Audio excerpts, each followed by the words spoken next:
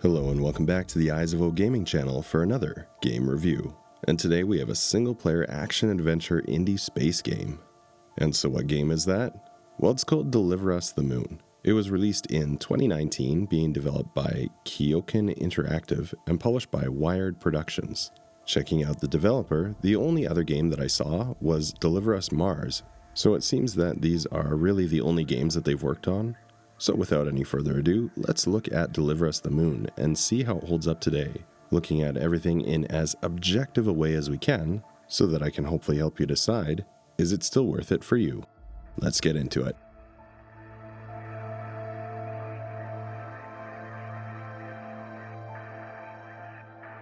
So what kind of game are we getting into here?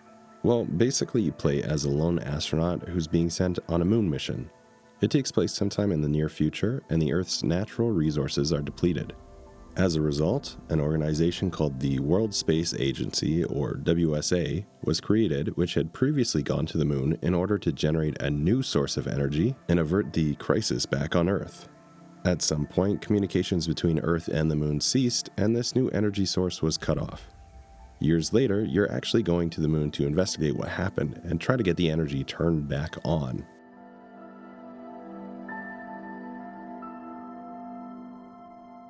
In terms of comparison games, I'm going to get the first one out of the way quickly. If you've seen other reviews I've done with these walk-around experience type games, I always end up going back to Firewatch to compare to. It could be that that was the first game that I played that was like this, but I kind of use it as my gold standard for these types of games. And again, with this one and Firewatch, you're going to have a lot of similarity. You're going to be spending a lot of your time walking around and looking at things in your environment. You do have someone off camera that communicates and helps to build out the story, so there's also some crossover there.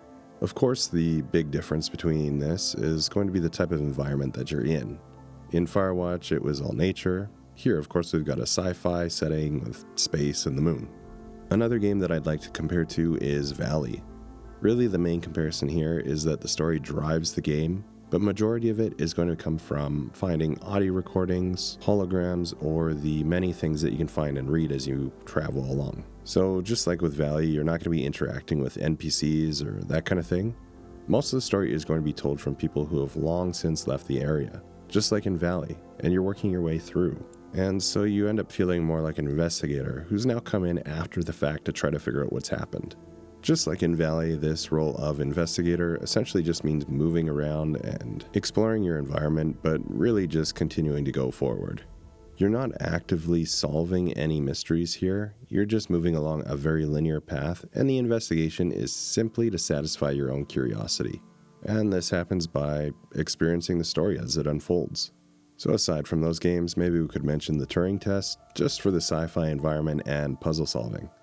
Some of the puzzles are going to feel a little bit similar to the way that they are in Turing Test, but I would say they are much simpler and shouldn't really be difficult for the average player to breeze through.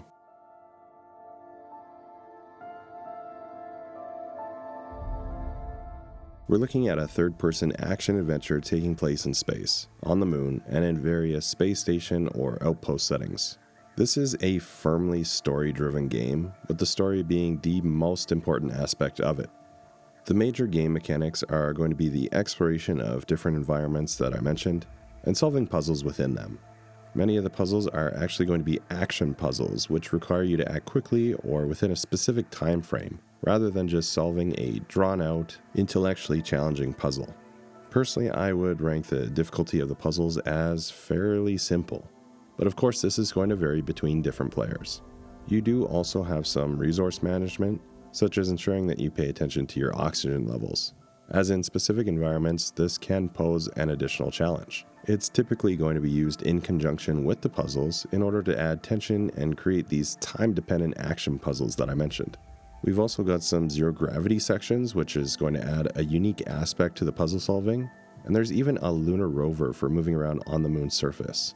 As you play through, you end up unlocking a robot companion, which you'll use for specific puzzles or areas of the game.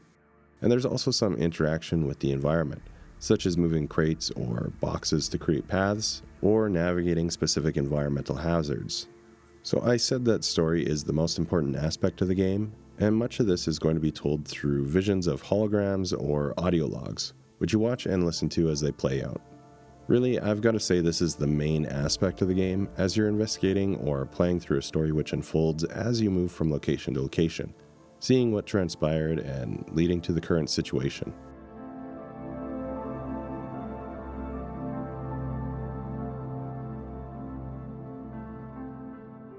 Personally, I thought that the graphics were pretty good, especially for an indie game.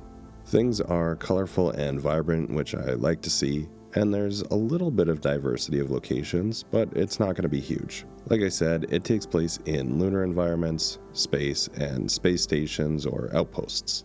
That said, what is there is done pretty well. Of course, that's pretty subjective, so just use the gameplay video to decide if this is your kind of visual experience.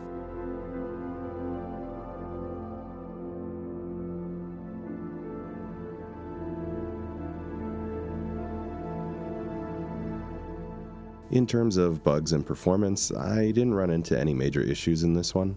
Things all seem to work pretty well as they're supposed to, and no crashes while playing. Keep in mind that this was just my experience and may not be yours, but at least this gives you something to go on. There's no combat in the game, but there is some avoiding of, I guess, what would be a combat situation in some places. I thought that this did feel a little unusual for this type of game. So it maybe isn't a unique feature, but the main focus of the game is the immersive environment and setting. The game is trying to tell you a story, and this is done via the holograms that you find, but also just in the world itself. Objects are intentionally placed to do some passive storytelling of what transpired, and give you a sense of how things may have played out. The environmental puzzles and weightless areas also add some flavor to the game to keep it from being the exact same thing over and over.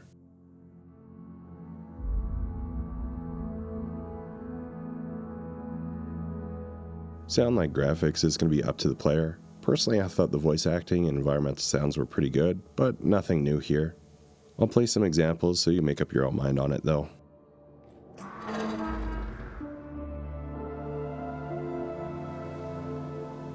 There she is, the Taurus 5. It took us 4 years to get her ready for launch.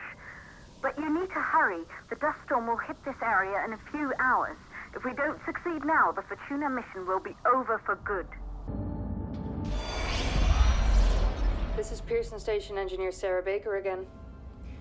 I traveled to this outpost from Moon Hub, where I was sent to investigate the blackout together with my expedition partner.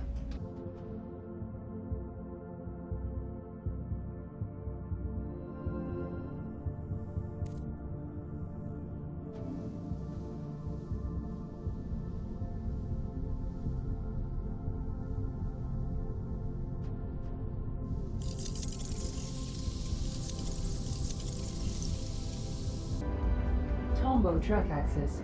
Denied. Communication with closest base operator. Offline. Consult operator on arrival in Reinhold Crater Base. So we've got the general look of the game out of the way, and we're going to go into opinions and subjective commentary. If you're new to the channel, basically I just don't do a number rating out of 10 or so many stars or something like that. I don't think they serve any purpose for anything that's art or movies or video games. So instead I'll just give you a general idea of how I felt about the game and if I'd recommend it to a friend. That said, not every game is for everyone, and so whether or not I like the game doesn't mean you're going to or not. So just use the first part of the video to decide if this is your type of game and if it's worth it for you to check out. Did I enjoy Deliver Us the Moon? I guess it's okay. I mean, it was okay. Nothing great, but not terrible. Just like a very average experience. It's a puzzle game, and the puzzles are okay, but they aren't particularly challenging or interesting. They all feel very straightforward as you play through, with nothing really requiring outside-of-the-box thinking. The most interesting part, as I mentioned, is the fact that they tie into the story and you are presented with some environmental challenges. But really, it's not leading to any revolutionary kind of experience. This is also a story-focused game, but the story feels confusing and weird, and not in a good way.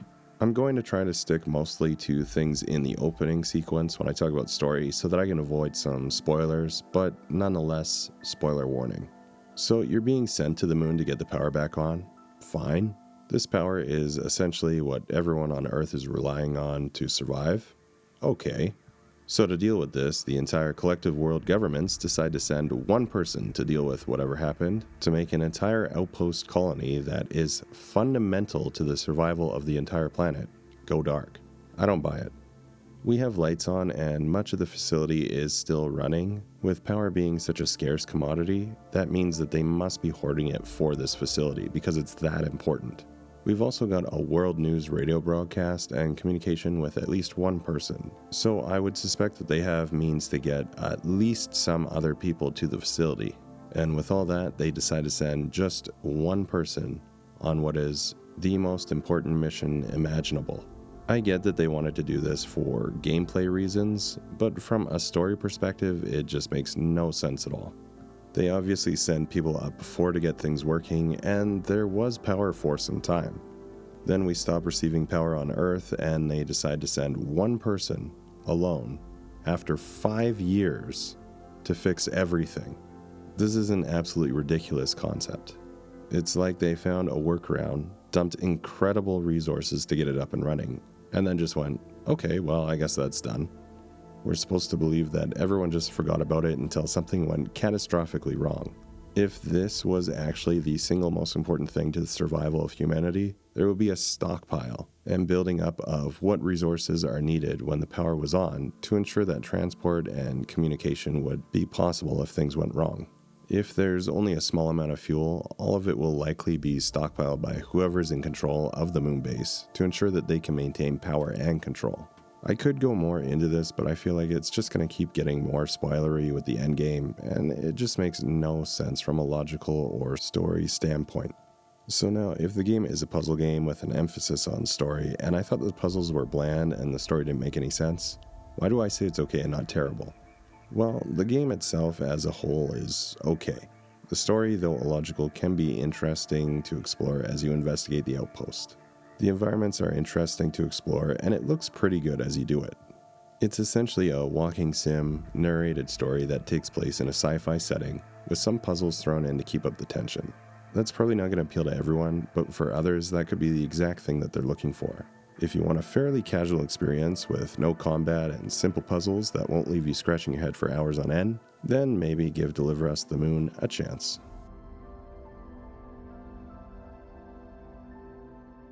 So I hope you enjoyed this look at Deliver Us the Moon. Have you already played through this game? Let me know down in the comments what you thought and if you agree or disagree with my own opinion. If the video was helpful or entertaining, please give me a like here as it really helps me out a lot. And consider subscribing to the channel. I post a bunch of different gaming content, not just reviews but also walkthroughs and other videos, and would love to have you join the community and help direct the future of the channel. Thank you so much for taking the time to watch today, and until next time, take care. There was a time when resources seemed endless. But in 2030, the great energy crisis began. With hardly any resources left on our world, global powers created the World Space Agency to look beyond the Earth for answers.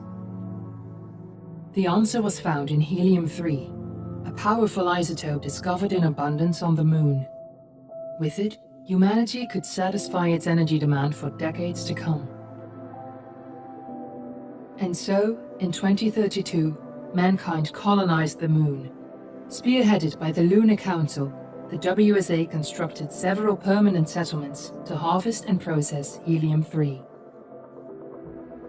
The resulting energy was transferred to Earth through a revolutionary energy network, the Microwave Power Transmission, or MPT. For a time, all seemed well. Then, one fateful night in 2054, the lights went out. No energy. The MPT had gone offline, and communication with the lunar colonist was lost. Without earthly resources to launch a full-scale rescue mission to the Moon, the World Space Agency was shut down permanently in 2055.